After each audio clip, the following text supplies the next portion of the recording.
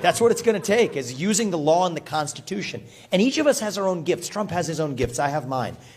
I think now we need a president who, yes, is an outsider and can break things, but also who understands the law and the Constitution to use it in our favor. They duped him. And the guy, I mean, this is of all of his, he has many strengths. That's not his strong suit. They duped him.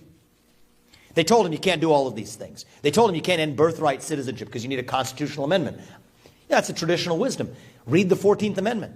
I swear an oath to the Constitution, I'm going to keep it. I'll end birthright citizenship on day one because that's what the 14th Amendment says. We'll start mass deportations tomorrow. They told him there's only 6,000 ICE agents.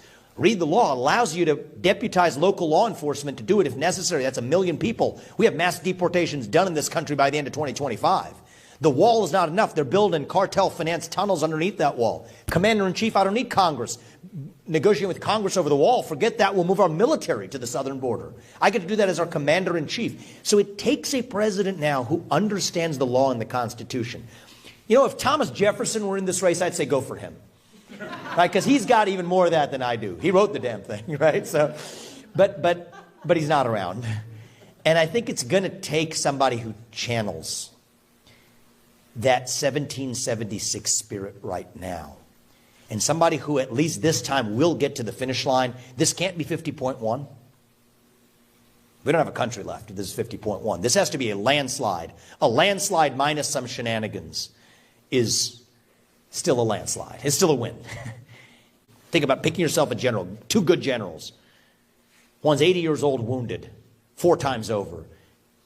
Pick the one who is not yet wounded in that war.